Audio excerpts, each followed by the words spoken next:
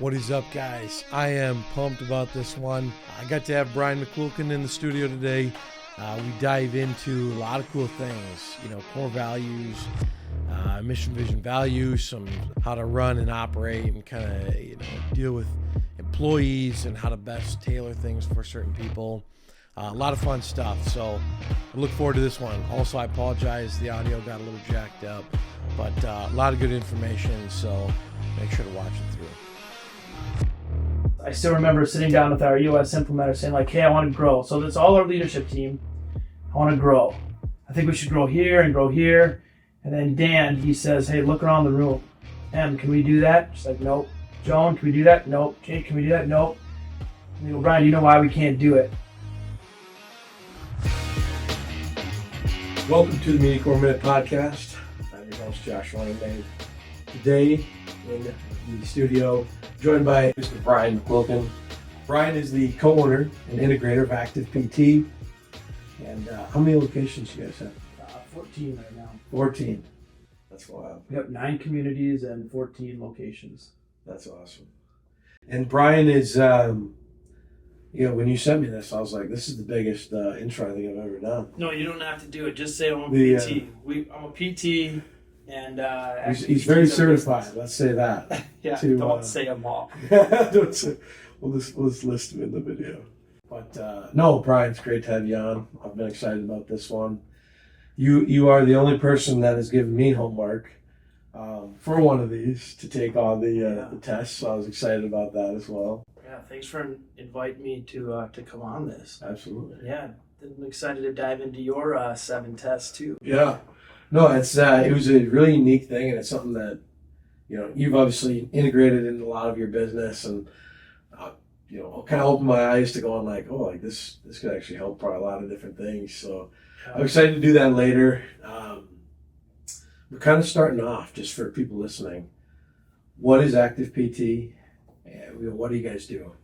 Yeah, so we are a physical therapy practice, and we work with patients that have orthopedic injuries, so like neck, back, shoulder, headaches, knees, hips, wrist, ankle. We have kind of a more of a niche in orthopedics. We don't tend to go out into like neuro cases with like spinal cord injuries or neuromuscular. We focus right into orthopedic issues. And really our mission is we want to make people better, both our team and our patients. And probably, maybe some differentiators is we really focus on having a healthy team, because we believe a healthy team will better care for their patients.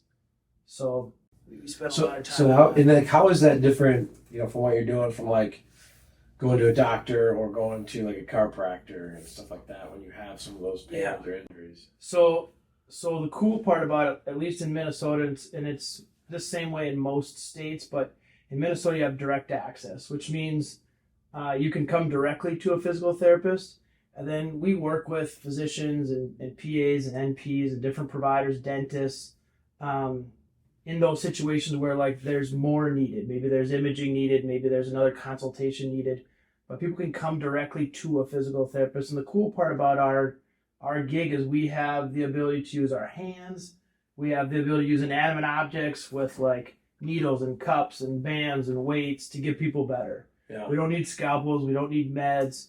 We have a really cool job where we can do mobilizations to joints, manipulations to joints, work with the muscles, and get people feeling better, back to their goals, with not too complicated procedures. Yeah, probably not invasive too, like the needles, cutting and needles. We put needles in, but other than dry needling, we're using hands and inanimate objects to get people better.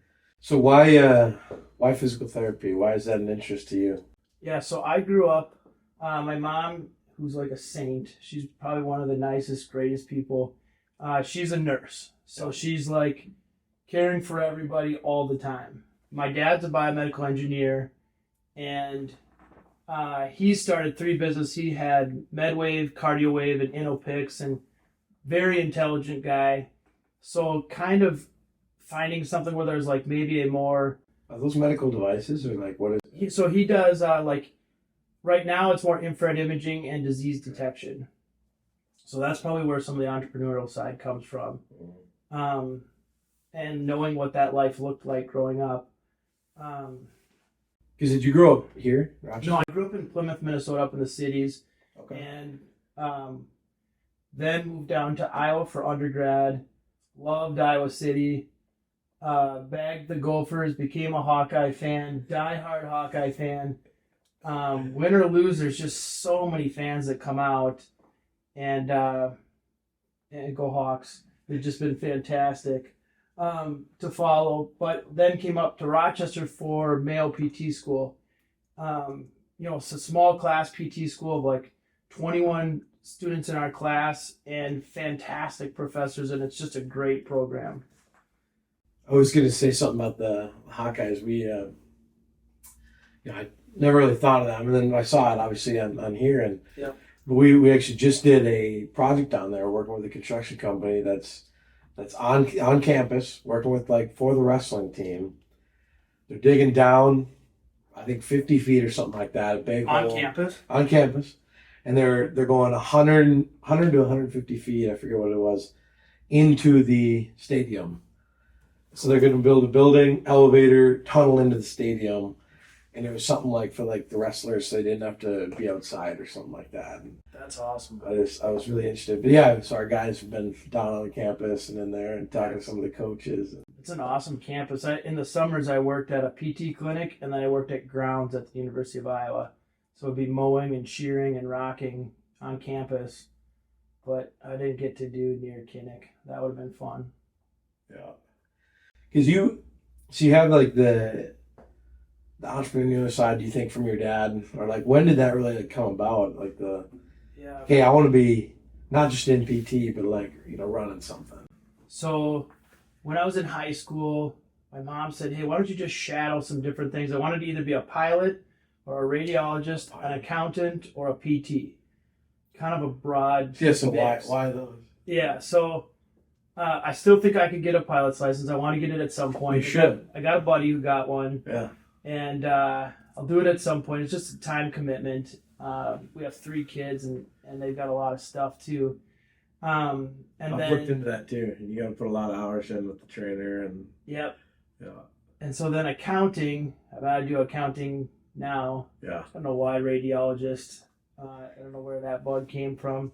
And then PT. So I shadowed a PT in high school up in Plymouth. Loved it. Loved just the way that he ran the practice. Loved that it was small. Saw the impact that he had on patients. Got to kind of hear their stories. And said, all right, that's what I kind of want to do PT. Mm-hmm. And then in college, I got to work at a PT practice, Midwest PT. And Jim Holt and Julie Holt and their team was awesome. Small team. And it was just a great practice. Again, it was real manual therapy, using his hands to get people better. And I was front desk. So I worked front desk, scheduling, doing insurance, doing transcription, which is when they dictate their note, then I would write it all down so that he didn't have to. Mm-hmm. So it saved time. But I got to learn a lot of the lingo then in undergrad doing that. Are you kind of a learn by doing kind of guy? I read a lot. I read and yeah, I probably, so going back to my dad would be he's an engineer mind, so he thinks it through down to the smallest detail. And I remember an example of that would be we were going to take down the swing set from our childhood. This was when I was in college. And he sits down at the table, he's all right, let's draw up a plan. I go out to the garage door, grab a sledgehammer, and 30 minutes later, it's all down. And I come back in, and he's all right, so what if we start with, I was Dad, turn around. And the whole thing's brought down to the ground.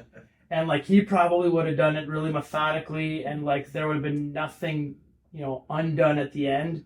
Yeah. But I was I just took her down. So there's different ways to get things done. Sometimes there's, I might take 3 wrong turns where he took 0 wrong turns but started later. And that kind of comes into a little bit knowing who you are and how do you play in a team, mm-hmm. whether that's in a family or in our practice or in a lot of different situations. He'd be the one who was methodical. I was the one who's let's just get her done. Yeah. So yeah, probably a little more doer on That's the learning great. side. That's I feel like that's me too. I'd love to learn from people, hear things, read. I always listen because I hate reading. Yeah. I'm a big listener. Audiobooks. But like then I need to take that step further and actually do it for it to like really, because like otherwise like concepts almost, and here's this good information, but if you don't apply it, are you really doing anything? So that's definitely something I do. What about sports? You a sports guy? Yeah, I played basketball. High school or college? High school up through 10th grade. Okay. Love the sport. I still do a ton with basketball now. Coaching our daughter in third grade. She played fourth grade ball. And then Lowe's team, I've been coaching them since they were probably second or third grade. And now they're 16 and playing AAU ball. And testosterone and muscles, and what used to be an easy game is now like it's a lot more physical, and they're pretty darn good. Yeah. So what about, did you play in college? Nope. Anything? I played I did rugby too in high school. Okay. We had a really good team. You don't hear that a lot, rugby. Oh, I loved it. I don't hear a lot of people. I only know like one other guy that's played rugby. Yeah, so my best friend in life, he's from South Africa. So he's like, hey, let's play rugby. And so, like, we didn't even know what rugby was. We're watching the All Blacks to figure out what rugby is. Right. And then we ended up having a pretty good team. Day before what happened to be the state tournament and prom, I was playing pickup basketball, and caught a head-on-head and split open my eyebrow. Ooh. And so I couldn't see out of that eye. Coach wouldn't let me play because I couldn't see anything on one side of me. Man. I looked beat up pretty good in prom too. I had an eye patch on, so I couldn't see all the stitches in black and blue. But yeah, loved rugby. You barbecue after those, so it's not like any other sport. Like you hang out with the other team afterwards and talk about like plays and how did it go. The other team, really? Yeah, you hang out with the other team. What the heck? And kind of it's more of like an admiration and discussion of strategy and versus more animosity that you might see in other sports. And I played on the Minnesota All-State team too, so that was really fun. Really, really good group of guys, super athletic. Do you think much of that is carried over into business? Team sports in general? Yeah. Yeah, I feel like, so I coach now a lot, and I feel like coaching, parenting, and leadership have a lot of the same foundational principles. You've got to know your strengths and weaknesses. I think leaders, parents, coaches, you all have to be pretty self-aware. What are you good at? What are you bad at? What's your triggers? What do you need around you to make sure that the whole team works or the whole family works, or that, whether that's basketball or business.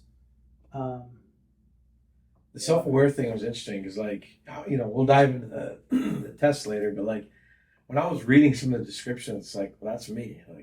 That's exactly me. But I've never thought about that or put it into words. Right. And then now that you know that, here's what you can do. Play off that. Yep. Or who do you need next? It's dang, that's really interesting, man. Yep. But who's going to compliment you and maybe own your weaknesses? I feel like humility, if you're a parent, a coach, or leading in a business or organization, humility is a lot easier place to sit. It's a lot easier to fall off a low pedestal because you're humble. Yeah. Than arrogance, because you're all going to get knocked down. Yeah.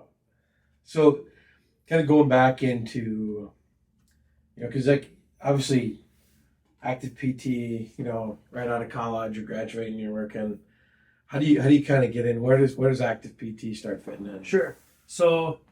After graduating, I had hoped that we would move back up to the city so that I could work for the practice that I got to know in high school, and then potentially maybe buy it. Okay. And then in 2006, as a student at Mayo, we do clinical rotations, and my clinical rotation was with Joan Copez, who's my partner at Active PT, and so she's like a shoulder guru. So I got to. And where was she at the time? Homestead. So she was at Homestead Medical. Okay. And shoulder guru, just loved the shoulder, really good at it, learned a ton. And anything shoulder related? Yeah, anything shoulder related. She is incredibly good with even the toughest stuff like adhesive capsulitis. So then I graduated in May 2007, and she reached out to me in the fall of 2007. At this point, Case, my wife, said like, "Hey, I want to stick around in Rochester." She's labor and delivery nurse. She loved it. She's like, "We're staying in Rochester." No. So there goes Plymouth. We're not doing wrong back to Plymouth. We're not buying that practice. So now we're down to Rochester. Joan reached out to me in fall of 2007 and says like, "Hey, I think we should open up like a PT practice, and the therapists will get to like specialize in what they love doing." Right. And I was like, "You realize Mayo's in Like, Rochester, right by Mayo. Olmsted Medical Center's in Rochester. Yeah. It seems like a bad idea." And then she goes, "Well, what if you could just treat headaches, jaw, neck, back, all day long, every day?" I was like, "I'm in." Yeah. So at the time, I was working at a satellite of Mayo in Lake City. And so I was doing 40 hours there. And then Joan opened, so Joan's the founder. Joan opened Active PT in May 2008. So we just celebrated 15 years. Nice. And then I started in August 2008. For the first year and a half or so, I was doing 40 at Lake City and 20 at Active PT. And then flipped it and did like 40 at Active PT and 20-ish at Lake City. Lake City was fine with that?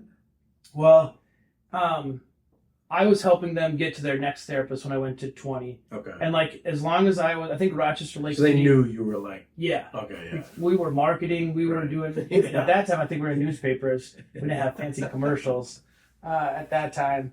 And so we were in newspapers and stuff. So it wasn't anything I was hiding. But the distance was enough. Between Lake City and Rochester, that really wasn't an overlap of patients. Yep. But yeah. So when did you kind of transition then? Just So full time wasn't until 2010. Oh wow. And at that point we were moving into the rack. So we had previously been in like a 10 by 12 office in the executive suites over on 19th. Next to you, remember when the J Clinic was here? Mm-mm. Okay, so it was a small room with just like 2 chairs, a desk, a treadmill, a treatment table, and maybe a Bozu ball. Tiny. And it was Joan and I, and we would rotate in and out. I'd treat one Just day, like she'd Coolies, treat yeah, another. yeah. Yep. And then we got the opportunity to move into the rack. How'd that come about? Well, Joan had some connections and some talks. We were doing some, we would do talks on back or neck or shoulder back in that room behind the deli. And I think she was talking to Wes or Mike. I can't remember which one, Wes or Mike. And they said, like, we were looking at going over by Papa John's by Best Buy. Mm-hmm. And he said, wait, like, there may be an opportunity to be in the rack. I mean, the rack is like a well-established, amazing business. Yeah. Like, great facility, great people. I mean, the Remics are just kinder than, I mean, they're a handshake people. Yeah. That they've got great values, they've got a great mission.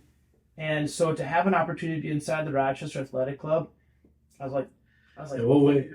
like this would be a great partnership. Absolutely. I mean, we're super small. Why would they even let us in? But if they're going to, like, let's do it. Yeah. And so we went into an 11. You know Matt's been on this podcast, right? No, I didn't know that. Yeah. Cool. Yeah, he's awesome. They have been incredibly kind to us over the last, 2010, so 13 years. So anyway, we moved into that 1,100 square foot area. Yep. Cost us $30,000. That was a lot of money. Right. Was that just like the build out, the space, the rent? What was the, yeah. What was Probably the all of it. Yeah, all- I think we all couldn't the above. afford it, so I think it was rolled into our lease. And I remember the scariest part was we had glass front doors. Mm. And so, like, we felt like we were in a fishbowl. So, like, we weren't that busy. I mean, we were busy, but not that busy. But we were also going out to satellite clinics. We had, in 2009, we opened up Plainview. Mm-hmm. And then we did, in 2011, we had Spring Valley, Wabasha, and Lake City open. So there were times where we were out of the clinic and the lights were off. I remember Dave Peterson, over at our attorney over at Dunlap, he walked by and said, "Hey, your lights are off on like a Tuesday. Right. Are you guys okay? Are you going out of business?" And we're like, "No, we're just at just different, running we're just at around, different yeah. locations." He goes, "You gotta leave your lights on. It looks like you guys are dead." but like you had glass front doors that they could see if there's anybody in your lobby or not. And we were still kind of early stages, so it wasn't always full. And then like 2000, let's see, so we had Plainview in 2009. We had 3 more that opened up in 11. When was Wabasha? 'Cause I lived in Wabasha. 2011. Yeah, Mike Seeger opened Wabasha and Lake City for us. So where was that? What's that? Because I graduated from Wabasha in 13. Yep. So I was there. Yep. Where was Active PT? Anytime. It was in the Anytime. Yeah, so we had one in there. Because I went to the Anytime, but like it must have been just. I would guess that there's people that walk inside the Rochester Athletic Club, and we've been there 13 years and don't always see us. Yeah, but the Anytime was like, it was like a 2 hallways. It Am I? I'm gonna have to double check that one. Yeah. Actually, no. At the time, it was a different spot. Yeah. It was. Yeah, they had a different building back then. I remember the old owner actually too. Jeff? Yeah. Yeah. Yeah. Does he still own that Lake City? He owns the Lake City one, yeah. Jeff and Terry. He's huge. Yep. Yeah. Yep. That's funny. Okay. So yeah, Wabasha. I just never saw it. Yeah. So then, yeah. You must have had the lights off. That was the problem. Probably. He would have been there 2 days a week, and then in Lake City the other 3. Yeah. So yeah, that was kind of our model. Is from the beginning. So like, I wish we still had this napkin. When Joan and I sat down in the fall of 2007, we were at Binky's North, and on a napkin she drew out like, okay, I think what we should do is have like Rochester be like the center of like a tire, like, and the spokes would be going out to like the other communities, because both of us had like a passion for like rural communities. Yeah. She'd worked in Plainview, I'd worked in Lake City, and you kind of continually hear, we don't want to go into Rochester. We want to be cared for in the community that we live in. Yeah.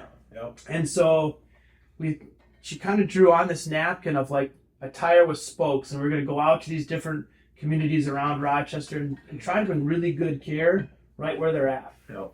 And we thought we would be transferring initially we thought whether the Plainview or Lake City Wabasha, that they would come into Rochester for like specialty treatment. Like Joan would be shoulder and foot, I'd be headache and back, neck, and they would come into Rochester. But we ended up doing, instead of having people come in, we transferred that knowledge out. Right. So we worked on competencies and clinical reasoning and training techniques so that the therapists in those satellites were really good in a lot of different areas so that the patients didn't have to come in. Right. So when you would open more locations, were you then starting to like staff those full time then? Yeah, so it's probably a little bit of an interesting model is that we always wanted to have 2 people go together. Feels a little bit more like a team, a little bit less like you're out there on an island by yourself. Mm-hmm. So we run 2 people out to the satellite clinic. So the 7 satellites around Rochester have 2 people that go out twice a week. Some of them go out 3, but mostly twice a week. So instead of doing 1 person 5 days a week, it's 2 twice a week. Mm-hmm. And then they'll work in Rochester the other 3. Okay. And that's still how it kind of operates? Yeah. Now we're out in Mankato, in North Mankato. We acquired a clinic out there. And I think potentially we'll kind of do the same sort of thing and kind of branch out in some of those other communities. You got New Ulm, and a number of other communities that are potential opportunities. Yeah. So backing up a little bit, partnership stuff, that's always interesting to people. Yeah. Joan approached you and said we should do this. Yeah. But did she started solo and then you? Yeah, I wish I would have bought in it. I mean, we started on a $10,000 Amex card. That's what we had. So we had a year, and if we didn't make it, we didn't make it. Yeah. And I should have thrown in 5 at the time.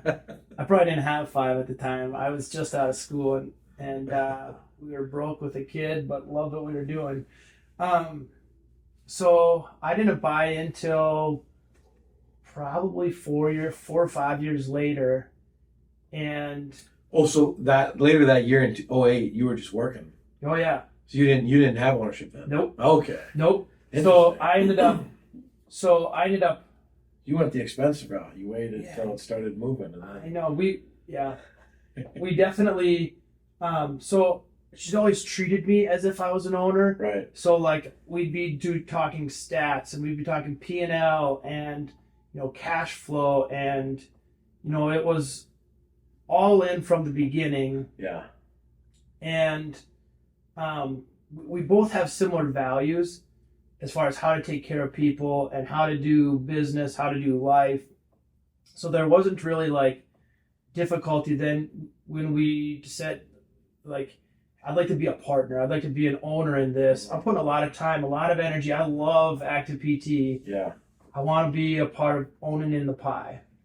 And we still drew it up really well. Peterson drew it up, kind of saying like, hey, the better you define this ownership, partnership, the better it works. So we got key man policies. We got all of the details hashed out on paper. But yeah, that it's been a really good partnership, and because we had really defined roles. Joan loves to fish. She is a fantastic walleye fisherman. She's out all the time on the river. And she said, like, I don't want to just work all the time. So like, this is what I want life to look like. If you want in, this is what I want life to look like. Yeah. And as long as that's up front too, then so like, here's the parameters. This is what active PT is. This is what I want to be within active PT. And I said, awesome. I was super excited to have the opportunity to, be an active PT and own an active PT. Yeah, what year was that? I think it was 2013. Okay. And at that point, so we had just hired Jake Hepner. We had opened up Stewartville and Byron. That's where Jake worked, right? Stewartville. Yeah. Yeah. Yeah, and we opened up those 2 clinics just to bring Jake on. Yeah. Jake was like the best student I've ever had. Like, he came in and like super hungry. I couldn't go from patient to patient without him wanting to, like, what did we just do? Why did you do that? What was the clinical reasoning on that? Super hungry to just know and care at such a high level. I was like, we gotta bring him on. So we opened up 2 clinics. So we had, more patients to potentially have him be able to see. And, it was pretty fun at that time. So buying in, opening clinics, trying to grow a team well so that they care for patients at a really high level. Because we've never just grown to grow. Like, we talk about why would we grow, and we're never just growing for growth's sake. We want to make sure that it's quality growth. Did the motivation of growth change over the years? Because even at like the start, it's kind of like, oh, we just want to grow. You're just trying not to die. No, eventually, when you first start, you're just trying not to go out of business. That's true, yeah. And then, like, you look around and be like, hey, we might not go out of business. Maybe we can, have some other strategy. Yeah. But I think, so one of the reasons now, so, like, it probably wasn't in the early stages, but as we've gotten a little bit bigger, kind of looking around and saying, like, okay, so what, do we stay the same or do we grow? And if we do grow, why? And in our industry across the country, you're seeing a lot more one therapist treating 2 people at a time. We really like the one-to-one model. Interestingly enough, in Rochester, I think all the PT practices practice a one-to-one model, but if you go outside of Rochester, there's a lot of 2-to-1 model. And so you've got these bigger practices that are private equity backed, 50 to 1,000 locations, and because insurance continues to reimburse lower and lower, and you can't really do anything about it, they'll start treating more patients with one therapist. Okay. And there's certain rules within that, so it's all legit. But our model was a one-to-one model. So we decided, like, okay, if we grow, why are we growing? We're growing because we believe in the brand of therapy that we do, as far as it's hands-on. We're going through and doing specialized, exercises. We're getting them to a higher level, or at least the level that they are hoping for. We're really chasing their goals, making sure that we know what are our patients' goals, but then we're also taking care of a team really well. So we're getting to know our team, we're connecting with them, we're helping them with, like, self-awareness, with all those personality tests that we talk about. And because there's a lot of maybe PT mills that are coming through and they're churning and burning, they're having to see 70 to 120 visits a week, they're really growing fast. Like, I heard one private equity guy say, like, we just have to make sure the river's flowing. We don't care about the bedrock. So we just need to make sure that we're growing fast because we have, financial goals for PE. And so we don't have to do that when we grow, we're growing because we believe in the team. We want to grow it bigger. We want to care for people well, both our team and our patients. And so we kind of take opportunities as they come when they meet our core value filter, our mission filter, the who we are filter. So when did you start like diving into the business development and people development and, because like everything you're talking about right now, you probably didn't know off the gate starting out. Yeah. So I read a lot of books, listen to a lot of podcasts. I'd say I've got a poor man's MBA because I talk to a lot of people that are smarter than me with breakfasts, brunches, lunches, dinners, beers, and just pepper them with questions. Yeah. And get to learn from like the things that they did well, the things that they did poorly. And part of that whole process I got into, I think is it Delivering Happiness by Tony Hsieh? He started talking about core values. I probably read that in 2010 or 11. And started to think, okay, like core values, like these are the things that we want to have our team identify with. And then like we went through traction. We did self-implementation kind of like you're doing by Gino Wickman and got into traction. We tried to implement it ourselves. We did probably a C- job of implementing it. Components of traction, we got our How many mission. people did you have at that, like when you started to implement it?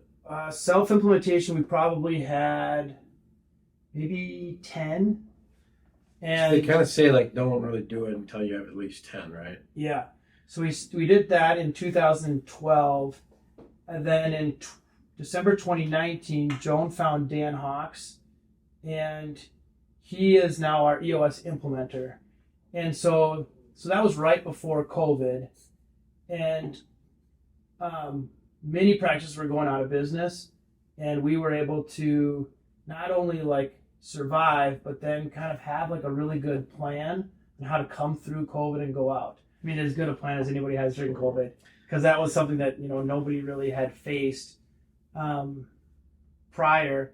But we then went through and grew like 10%. And then 21, we grew 78%. And then 22, we grew 29%.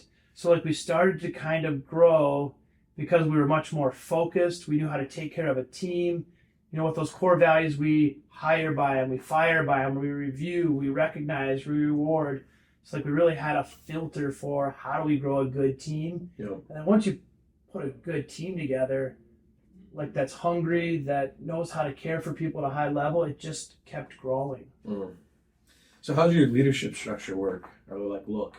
Yeah, so we do like from a broad base at Active PT, like we do leadership book club. So anybody who's a current leader or wants to be a leader, we go through leadership books on a monthly or every other month. And so we've hit like Delivering Happiness. We've hit we've hit most of Lencioni's books. I love Lencioni. We've hit Working Genius. We've hit 5 Dysfunctions. Like how do you structure those? So if I want to be a leadership in your organization. Yeah. Like you're meeting, like you're having them read these, and then you're meeting about it, or like what does that look like? Yeah, so we'll buy the books. Yeah. And if they want a book, a lot of people do audiobooks. Yeah. And then we'll say like, okay, like I think it's coming up. Our next one's in June. And we're going to go through High Impact Players by Liz Weissman. She wrote Multipliers as well. Also a really good book as you grow. We went through Multipliers, I think, as well. But yeah, we're going to do High Impact Players in June. And anybody who wants to come can learn. So like there's no reason to like hold somebody back from learning leadership skills because like you're leading somebody. Yeah. Minimum, you're leading yourself. Yeah. If you can't lead yourself, you can't lead anybody else. Right. So that's like our, the basis of like there. And then like we have a leadership team of Joan, Jake. Jake is our director of outcomes, clinical outcomes and education. So he's getting getting students to come. He's working on like coordinating mentorships and training. And then we do outcome measures. So like if we say we're good, we'd like to actually be good. So like you can have, it's called photo. So patients will kind of give a survey and a review of us. Say, hey, are we any good? Are they making progress? Are they reaching their goals? And we can objectively look at that. And then Emily is our director of business operations. So that's got under that hood, it's got like finance, marketing, HR, all of our PSCs, the people that are really like the face of our business and our practice. They're up front, greeting people and taking care of, just those patient experience moments until they get into the clinician. Okay. So that's like the leadership team. Yep. And then it drops down into, we have directors of clinics. We've got Iraq, South, North. We got Adam at the RAC. Alyssa's down at South. Garrison's at North. Chloe's running the Mankato, those 2 clinics in Mankato. We have Sam, who's the director of, we're starting a residency. So there's only, I think there's like 65, 70 private practice residencies in the country. Wow. And Sam Fisher primarily, then he's got Caitlin Fisher, he's got Jake, he's got all of us doing certain components of it. But he's starting our residency in July. We have 3 residents starting in July. Cool. So Sam's our director of residency. And then you've got Amanda. She's in charge of all of our PSCs. So she's leading our PSC team, which has 25 PSCs now. And that's a lot. Right. That's a lot of PSCs to be leading because they have to know so many things. Like they have probably the hardest job because they're in insurance, they're in collections, they're in forward-facing greeting. They always have to be, smiling and happy and empathetic. Like we always say, like, when you come in the door, we're going to lead with empathy. Like if you and I are sitting down having a coffee and you say my knee hurts, I don't say like, what's your date of birth? Right? But we do that in a lot of, medical settings. We say like, hey, I have knee pain. I say, what's your date of birth? But if you and I are sitting down having coffee, you say my knee hurts, tell me about it, man. How did you do it? Is it on the inside? Is it the outside? Did it buckle? Does it snap? Like, tell me about your pain. So like we want to do the same thing and treat you like you're a family or a friend. When you come in, our PSCs do a fantastic job of just like making them feel like family and like saying like, hey, we're going to help you out. Yeah. That's super cool. So how do you do like your executive development? For those people that are already in the leadership team, how do you continue to develop those leaders? So like on a week, EOS is a lot of processes. Like the reason that EOS and Traction works is you create processes. So like with all of our team, I try to meet with each team member quarterly. Just to connect. That's not necessarily for like business development or leadership development. That's just so we know our people. Yeah. Meet with our directors on a weekly cadence. Those are opportunities to like look at our scorecard, look at our metrics, talk about clinical cases, and what are the different things that they need to do this week to help the team and help better care for patients. Right. And then we've got a monthly meetings where we kind of say, hey, what's the health of our practice? What do we need to do better? We're constantly asking, how do we be better? And then we've got quarterly where we're kind of setting the trajectory of Active PT as a whole. And that's the 4 of us, Jake, M, Joan, and I, that sit down with Dan, our implementer in the cities, and just say like, okay, what are we going to set for the next 90-day rocks? We're looking at our 1 year, our 3 year, our 10 year. Is that still us? Is that still where we're headed? Yep. We're reviewing our core values, our mission, all of those things and saying, okay, is this still us? Can we still defend that this is us? Yeah. And is the filter of what we're sending our different opportunities through still holding strong? Because you're going to get opportunities that you have to say no to, and it makes you stronger. Yeah. Someone just brought that up. Was like the bigger and longer, the bigger you get, and like the longer you be in business, the more opportunities are going to come about. Yep. And that's where you really need to hold strong to your mission and vision. Yep. And go, hey, I could make more money here. I could be doing this here. But does this align with who we are, what I am, all that stuff? We had an opportunity in Iowa. A provider called me and said, hey, we'd love you to come down and do swing bed, acute, sniff, and outpatient. And it was, I don't know, maybe $1.5 million worth of patients that they needed cared for. And I knew what our team would say, but I brought it to our ops and our leadership team. So there's 10 of us. I think we might have been doing a build out, so we might have been in the warehouse when I brought it in the first time. We might have been working on South. And I said, all right, here's this great opportunity. Trying to kind of sell it. Yeah. This is a great opportunity. And they just like laughed across the board and said, like, we're not doing that. because like that wouldn't be our core competency. We're outpatient. Like we're outpatient orthopedics. We're not SNF. We're not subacute. We're not acute. And so like that's not us. But it's also a cool opportunity to say, like, I called Rock Valley down. They're in Illinois and Iowa primarily. They just got out into Nebraska. They're probably 4 times the size of us, but I've gotten to know them and said, like, hey, this isn't us, is this you? And they said, this is exactly who we are. Wow. So, like, now you've got somebody who, like, that's their core competency. They're going to do a better job delivering on that than we could have. And you get to help out another practice do well. I feel good about that, yeah. Yeah, same thing in town. Like, we don't do somebody who had, like, Parkinson's or spinal cord injury. There's other practices in town. Melanie Brennan runs a great practice that cares for these people much better than we can. So our PSC team knows if these diagnoses or the patients that are presenting like this come in, like, there's somebody better than that for those opportunities. Send them over to EA. Melanie will set them up. Let's get them in the best hands for care, because that fits within our mission. We still want to make sure that we are caring for our team and our patients, and that's caring for them. Right. Not our patients yet. And if they were our patients, we probably wouldn't deliver as good a care as these other 2 practices. Like, let's get them in the right hands. Yeah. That's cool. I love that you guys have recognized that. You know what you're best at. You know what's best for, like, just the people and clients, and can go, here's where you need to be. Yeah. It's a blast. It's probably why we have a team. So, like, Joan had, I think, great vision in the beginning, saying, like, we want specialized practice. Like, we want people on our team to be really excited to come to work and treat what they want to treat. And then they're going to dive into the research. They're going to go to extra continuing ed. They're going to do all these things because they love doing it. If you gave me a day of treating patients with foot pain, I probably would not love my week as much as if you gave me, like, complex headaches and people are suffering from neck pain or back pain or jaw pain. And now everybody likes treating patients with those issues, but I love treating patients with those issues. And there's other people on our team that love treating different areas. And then you're diving into the research. You're picking other people's brain on, like, for me, the TMD and headache team or the spine team.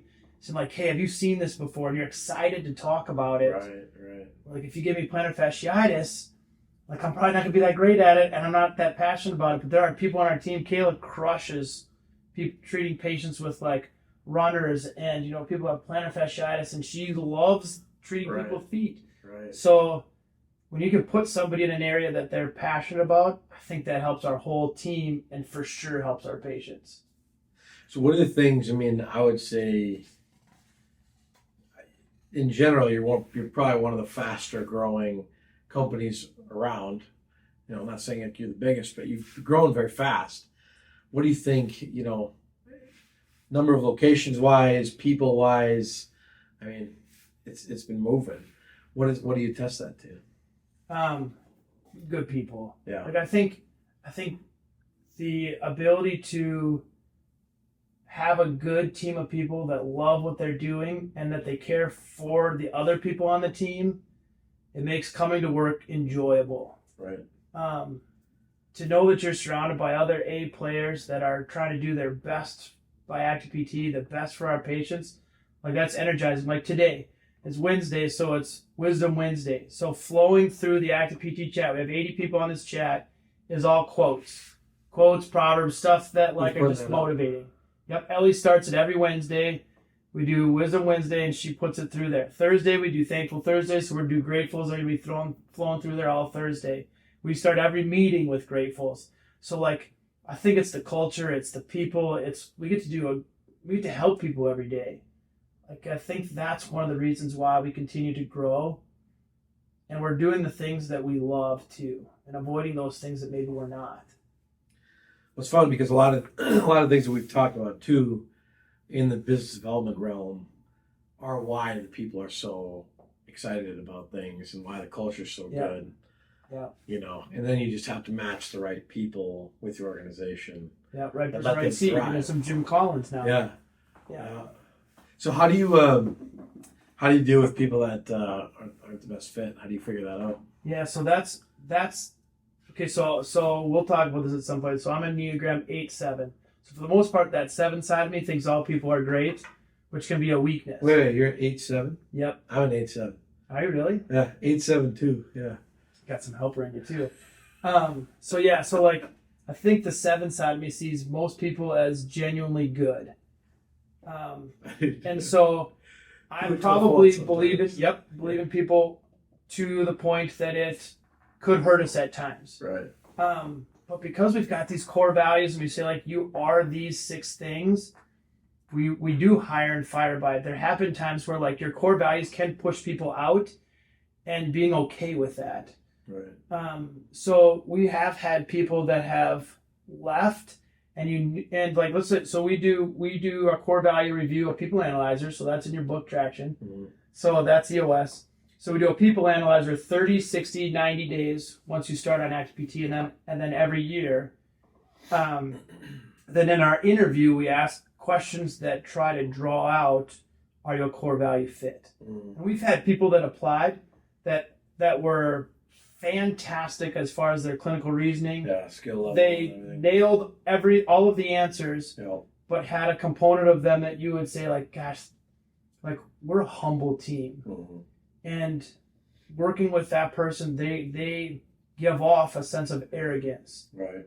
And I just think that that's a difficult quality to have on a team because, you know, you may not feel like you can approach them. You may feel like they're condescending. You may feel like they're just not enjoyable to work with. We get to choose. Right, We're not that big of a practice. Right. We get to choose who we work with. Let's work with people that like share the values. How many people do you have right now? So the spring season or Q2, we hire a lot of new clinicians. We've got a lot of PSCs coming on too. We'll have probably by the end of Q2 somewhere around 88 people would be my rough. I think we're at 88 after this quarter. Wow. Yes, we went into COVID with that's a lot. 20, 21 clinicians and probably 6 PSCs and admin. So the US and the Traction focus, that helped us significantly. Mm-hmm. We've grown a lot with that. You mean, get your VTO going. Yeah. And I talked to the guy, name was Chris. He's like 3 hours from here. Met with him, owns a company. He's 3 generations in, 1,200 employees. Big company. Yeah, it seems insurmountable right and now. I asked, like what were big things that helped you, really make moves? And he was going for a book. What is EOS? Yep. And that's when I pointed out, like Traction. What do you think of that one? They figured out I kind of knew about it a little bit. But that was a big thing, so like anybody that's not, you got to be at least looking into that for sure. Yeah. But the other thing that I asked him too is like developing people. How do you do that? Because he was big on personal development. And he said, I try to remove barriers like from people's lives so that they can progress. Mm-hmm. So if you're an employee trying to get to here in the organization, I want to help you move those barriers to help you get there and let you thrive. Yep. And I'm also going to test you because he said too, he's like, some of our highest leadership, he's gone, we're going to do this. I'm going to let you run with this for a bit. If you can handle it, it's yours. Like that was cool too. It's like trust them. Yeah, like you built enough trust to go, if you can handle this for the next 6 weeks, it's yours. Yeah, those that takes. I think that's an interesting part as you grow, and you and I are both have gone through those stages where like initially you're doing everything. Yeah. There's not a component of the business you're not doing, and then as you grow, you realize you hit some ceilings. And like I still remember sitting down with our EOS implementer saying like, hey, I want to grow. So that's all our leadership team. I want to grow. I think we should grow here and grow here. And then Dan, he says, hey, look around the room. Em, can we do that? She's like, nope. Joan, can we do that? Nope. Jake, can we do that? Nope. And they go, Brian, do you know why we can't do it? He's like, I'm like, I don't know. He goes, you're sitting in 6 seats. Right. He goes, we can't grow until you let go of the vine. It's an EOS kind of thing. Let go of the vine, delegate and elevate. You've got to find 4 other people that fill this director spot, that help out in this spot because you've bottlenecked us. And so here we are, like a leadership team sitting there and like get called out for like, hey, you're the reason we can't grow. Yeah. You've got to let go. Yeah. And so you can't wear all those hats. And then like kind of the expectations, like as you take this new role from me, you're going to do it better than I did. The previous person, that's me, didn't do it that great. Now you have to take it and do it so much better. And that's what we've seen is like, as we've elevated people and like that becomes their primary thought and focus, and they care for those people that much better, you know, then that area grows. And I think it's tough sometimes when you're first starting out and you know everything that's going on every day. Okay, let go a little bit more and let go a little bit more. And you're thinking like, God, this is going to fall apart. And it actually gets way better because better people are doing it. They've got more time and resources for it and a platform that was previously established too. And you just get to help them. Right. You know, you get to coach them and help them and they're going to do it better. And you did that way better than the previous guy. Where's he at now?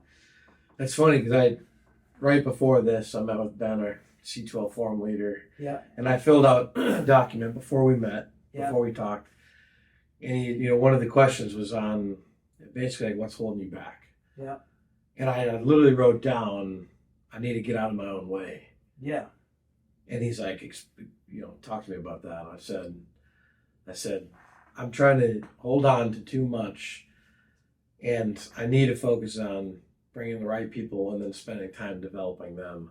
Yeah. So that we can keep growing. Yeah, the right people are going to be super hungry and soak it all up, and they probably can see your blind spots and what needs to be done better than you can. Mm-hmm.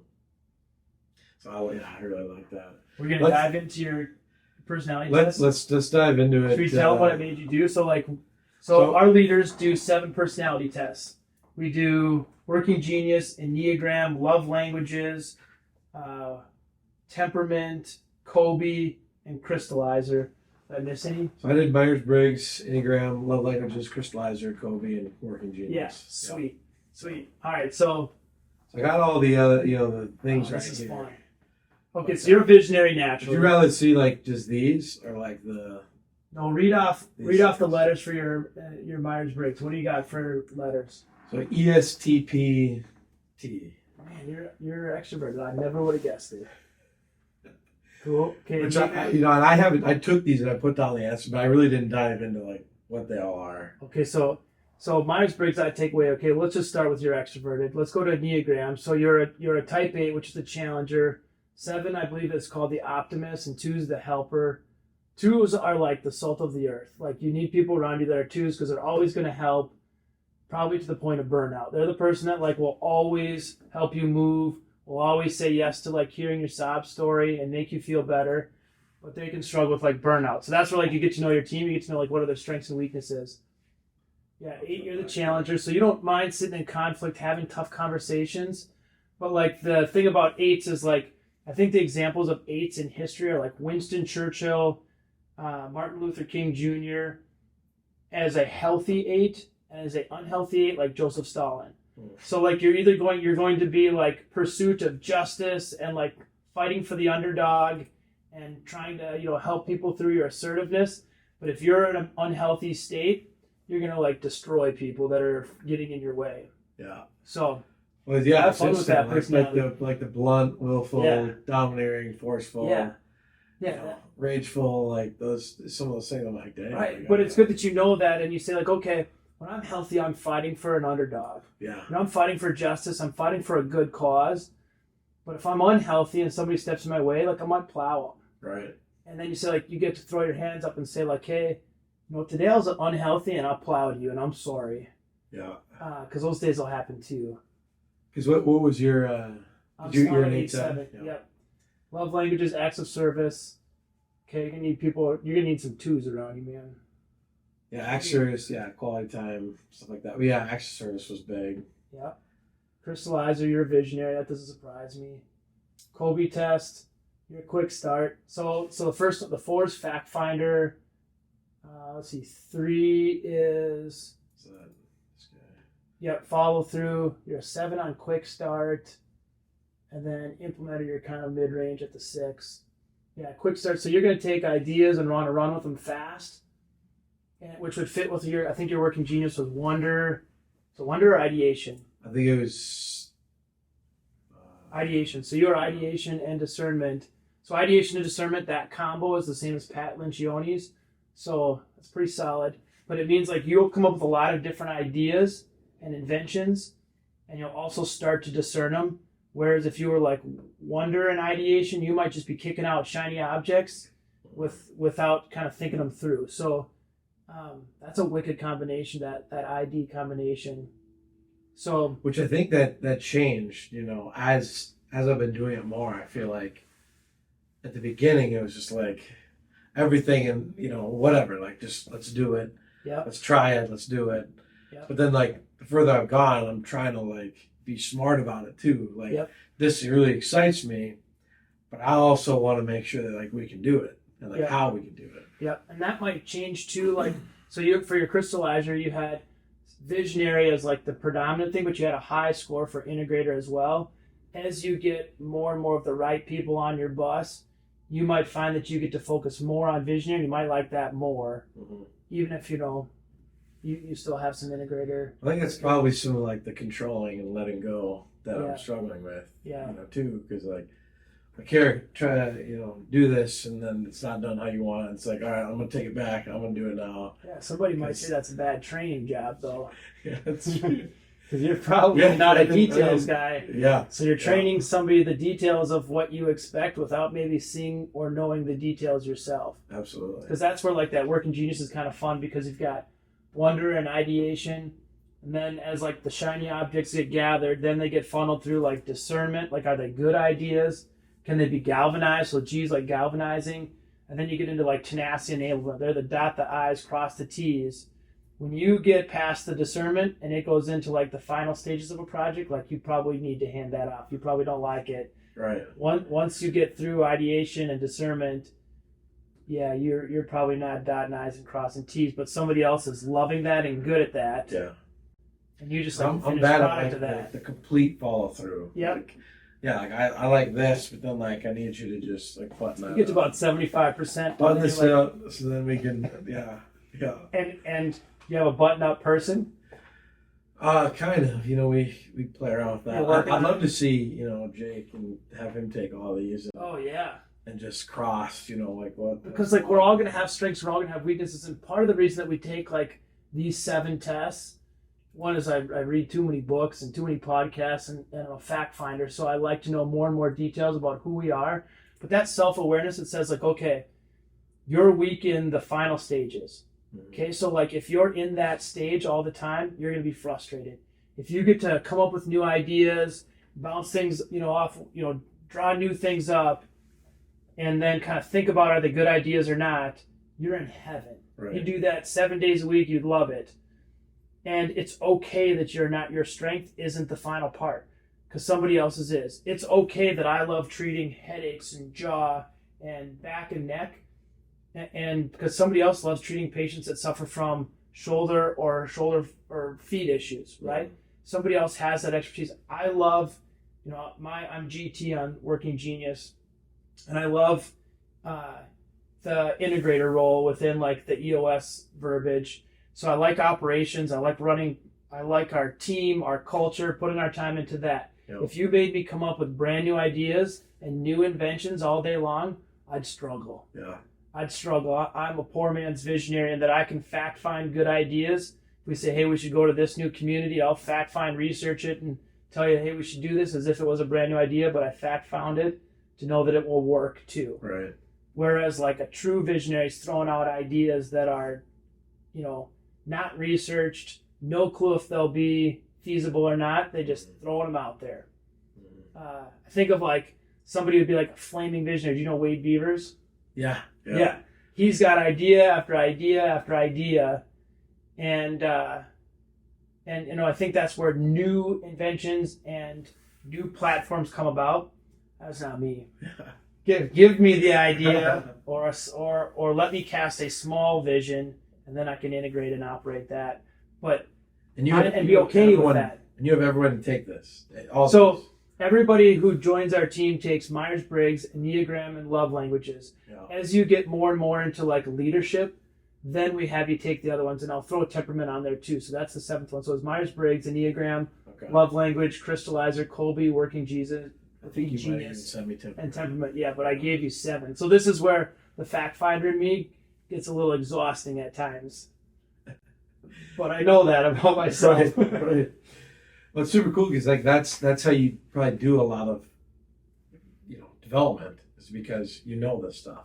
Oh yeah. So you can then take all the data and go, this is how they communicate. This is how they do things. These are where they're gonna flourish. Yep.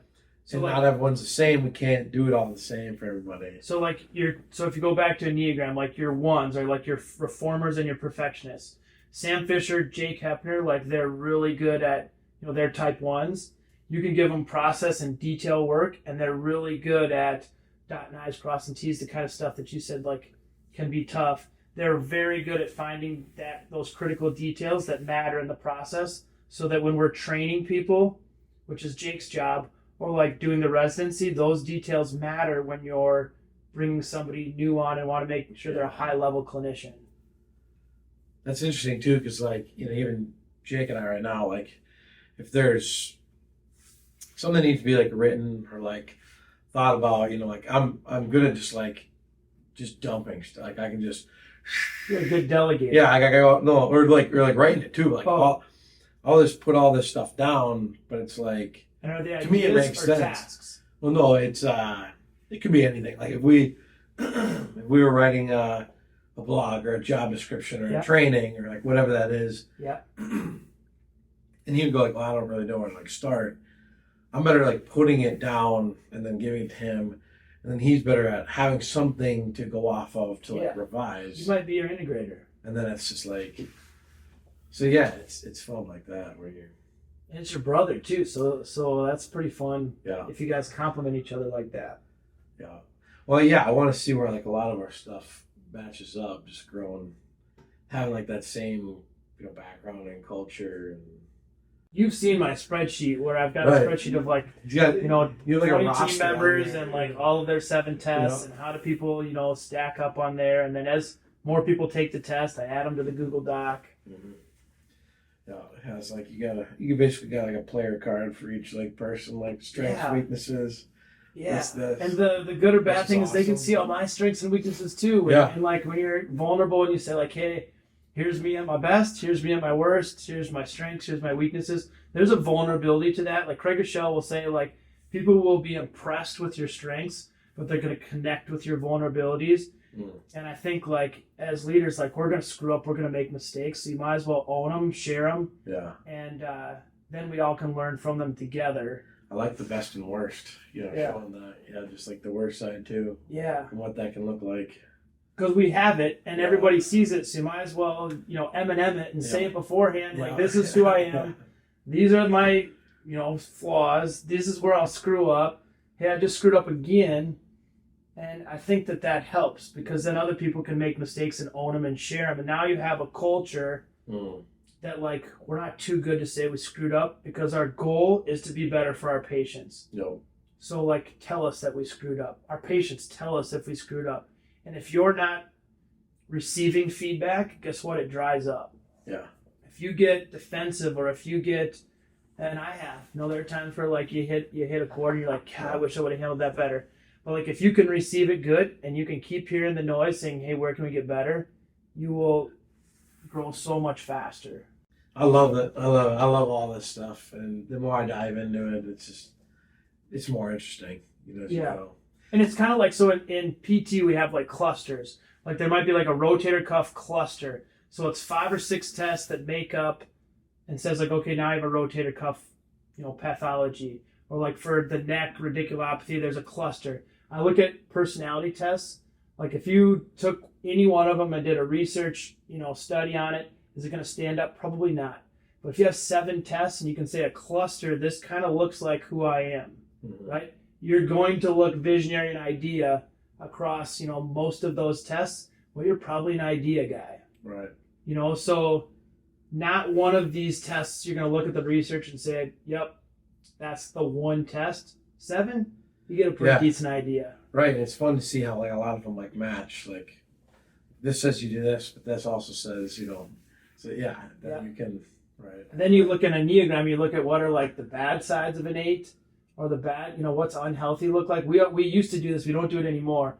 But when somebody would join our team, on the first day, they would read their Enneagram and they would say like, okay, this is what twos are: helping everybody. They're, the kindest, salt of the earth people. And then what are they at the unhealthy level? And you'd read that too. And like, it kind of like everybody's kind of laughing because like the unhealthy doesn't sound fantastic. Yeah. But then you kind of just realize like, hey, we're all going to have good and bad days, but we're here to support you. Yeah. Well, hey, we're going to do something that we haven't done on the podcast yet before. Cool. Calling it the lightning round. Okay. Just want to rattle them off. Okay. Just whatever pops in the head, you just go with it. One of your favorite books right now? I'll say Lifetime, 5 Dysfunctions of a Team. Okay. Best podcast that you listen to for business? Ooh, right now, Rocket Fuel. Like it. Best day of the week? Friday. Those are the days that I get to do quarterly connections with team members across Active PT. Our operations meeting is fantastic, and lots of times we have a book club or some sort of meeting in the happy hour or something afterwards for Fridays. Yeah. Yeah, that feels you. Yep. And who knows? We might be heading to the cities to go watch one of the kids play basketball or do track, softball, something. Yeah. Investing now.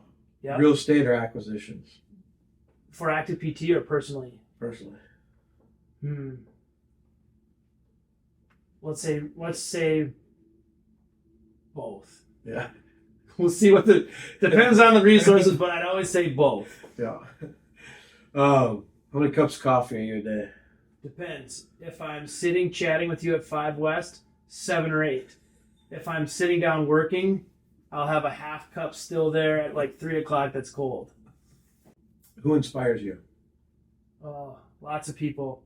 Like I said, I've had a lot of mentors pour into me. A lot of our team members, they tell stories about their life. Our patients are incredibly inspiring, and you learn a lot. Just we're with patients for 45 minutes. We get to know them. Sounds like a politician answer. I know it does sound super, super lame, but like I think it's true too. I'd say people in general. Yeah. I love hearing people's stories. I love knowing people, understanding people. Yeah, I do too. I think it fits our personality, underdogs. Yeah. Anytime you can hear a story of somebody did something that was like they outkicked their coverage. They were, that quote like, it's not enough to be good if you could have been great. So like when somebody with like that you wouldn't have thought could pull it off pulls it off, I love those kinds of stories. No, I do too. Yeah. Movies, anything like that. Yeah. If you could start over again, what would you change? With what? Business, life, anything. Ooh. And I don't think I think like that. I feel like the whole journey is the reward. Yeah. So like if you took a left here, like that was part of the journey and maybe you had to bushwhack it for a little bit. And then like you took a right and you should have gone a different direction and you learned something, you met somebody, you grew some way. I don't think I'm regrets or change kind of thinker. Yeah, I like it. Sweet. So that's lightning round. The other thing I really like to ask people though too before we end is just because we got a lot of people that listen that could be owners, could be people that are trying to start something, could be entrepreneurs, whatever it is. That's kind of our demographic. What advice would you give, to somebody that's on their journey trying to make something happen? Yeah, so we hire a lot of new team members. I think we've hired 16, 17 new people this year. And, we think IQ is the biggest differentiator, but then we've learned like, okay, EQ is important. And then we talk about SQ or social quotient. And Jake Hepner, Sam, a couple of us were talking about like, what's the differentiator when new people come on? And we call it CQ, and Jake talks about the curiosity quotient or the hunger to like know. So like the people that in an interview, we ask them a clinical, question and then look for differential diagnosis. And then they're like, hey, before we hang up on the interview, can you tell me like, what would you guys have done in that situation? Like, what was the differential? What was the treatment? And they like can't stop until they know. And whether that's like somebody who is training in an admin role or a finance role or one of our clinicians, the people that like, they have to know and they want to be better. And I think in my own life, like as I've peppered people that are a lot smarter, wiser, more experienced than me in business, in healthcare, to learn. Like I grill it. It's like your lightning round constant. If he's down for coffee, how did you do this? How did you do this? How did you do this? How did that number work? How did this situation work? Where did you screw up? And what would maybe not do different, but like how did that play? And so you just get to learn, and it's those people that join our team that are hungry to be better and know for the betterment of their patient and for their betterment of caring for the people in their life. Those are the people that I think have success. Like you and I both know, you can't chase money, you can't chase like accolades. You have to have something that's like actually important. And I think when you're caring for people, you have to know how to treat them, because it's an open book test. You don't have to take a PT board exam anymore. You don't have to take OCS. You pass that. Now every patient is your test, and it's an open book. And so you're going to fill out 7 of the 10 answers, or you're going to go talk to the doctor that might be able to help you, the surgeon, a dentist. Are you going to go talk to like a personal trainer to get a new exercise? You're going to go find that answer, Instagram, books, Google it. It's an open book test. Go find the answer. Or are you that person that like fills out 7 out of 10 and calls it a day? And the people that can't call it a day, that have a hunger to know, those are the people that I think are going to have success. Man, I'm excited. This was a good one. I really like that. I'm excited to be on here and chat with you. Absolutely. I probably would have had 8 glasses of coffee if we didn't have. If we would have had Amber bringing it over. Yeah, as we kind of wrap things up, just remember, if you're enjoying the podcast, we're going to share it out. We gotta keep growing it. Got to keep getting listeners out there. Brian, it's been a pleasure having you on today. It's fun. I feel like we could keep chatting. I know. It's I think we're hour in or so. And we're 8, so we could do conflict. Fantastic. Yep. You want to stir up some good conversations. Yep. Well, sweet, man. I again, appreciate that. And we'll see you guys on the next one. Grateful for it, man. Appreciate it. And as always, guys, we really appreciate you listening to the Media Corps Minute podcast. Remember, if you did enjoy this or got something from it, share it with your friends, family, coworkers, anybody in business. We're trying to grow the channel. We can't do that without your support. If you have anybody that is interested in maybe being a guest on here, or even you yourself, shoot us an email, a DM. We'll see if we can get you on the next one.